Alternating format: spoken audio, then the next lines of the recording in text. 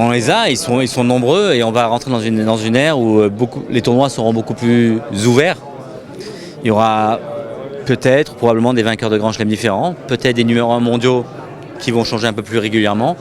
On va revenir dans ce que, selon moi, enfin, c'est pas écrit, hein, mais on pourrait revenir dans ce que l'on a vécu au début des années 2000, avec des vainqueurs de grands tournois un petit peu différents.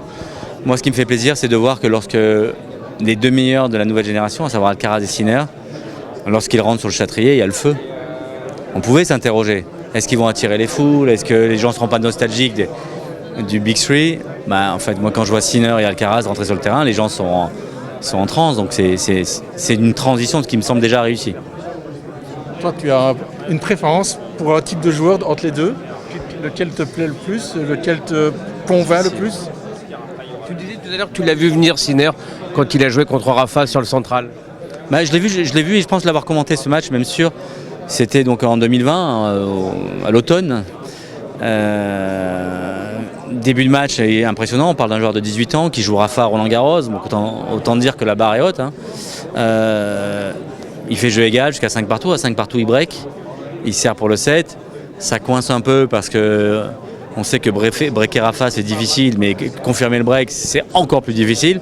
Finalement, il perd en 3-7, mais il fait un gros match. Et je me suis dit, oula, 18 ans, il tient face à Rafa sur 1 heure de jeu, sur le Châtrier, pas mal à suivre. Et depuis, il a fait que grimper. Et il y a aussi ce projet de carrière du gars qui, bien que très jeune, prend ses décisions, a été formé par un entraîneur exceptionnel qui est Riccardo Petti. À un moment donné, il pense qu'il faut autre chose. Voilà, il s'organise différemment. Et puis le gars, enfin, quand on le voit, on sait où il veut aller. Hein. Il ne veut pas faire des quarts et des demi. Ils se blessent souvent quand même, les deux là. Oui, mais le tennis est devenu tellement exigeant que il y a tellement d'exigences physiques, de concurrence aussi sur le circuit qu'à un moment donné, pour exister, pour survivre, pour faire partie des meilleurs, il faut tout le temps aller chercher la limite en fait. Tu peux pas faire d'entretien, tu peux pas dire je vais m'entraîner sérieusement, ça suffit pas. Tu vas tous les jours à l'entraînement chercher ta limite. Et quand tu vas la chercher, parfois ça casse. C'est un peu l'impression qu'il y a un peu un germanique qui est froid par rapport aux événements et qui est prêt à arrêter si ça ne va pas. Et tu as un latin qui tient plus en place et qui se blesse peut-être encore plus souvent. Alors les deux ont été blessés ces dernières semaines. Mais c'est vrai qu'il y a deux cultures différentes parce qu'on pourrait dire un espagnol et un italien c'est la même chose, mais en fait c'est pas la même chose parce que Yannick est peut-être, mais il faut que je vérifie mes sources, j'ai commencé à faire des recherches, peut-être le plus grand sportif italien du nord de l'Italie. On a déjà vu. J'ai même vérifié que Alberto Tomba il est de Bologne, donc je suis allé faire mes trucs. Je ne sais pas s'il y a déjà eu un grand sportif italien du nord de l'Italie avec cette culture un peu germanique. En tous les cas, c'est un gars qui est super élégant, classe sur le terrain dans sa manière de jouer, classe quand il prend la parole. Hier, j'ai adoré son discours après le match où il dit mais attendez, mais c'est normal que le public a été fantastique, le public était contre moi, mais il était pour Corentin, c'est normal. Et derrière, pour la petite histoire, moi en coulisses, derrière, il me dit, je dis ça a été le public, il me dit oui, ils ont juste soutenu. Il me dit mais c'est normal, hein, il me dit Fabrice, si on avait joué en Italie, ça aurait été pire. Hein. Voilà.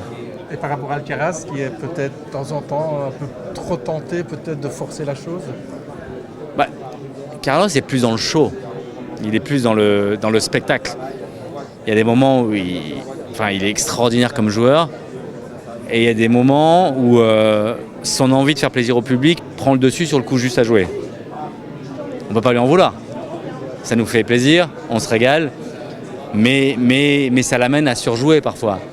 Mais même quand il fait une grosse toile parce qu'il surjoue, c'est pour notre bonheur et il en rigole. Donc c'est chouette quand même.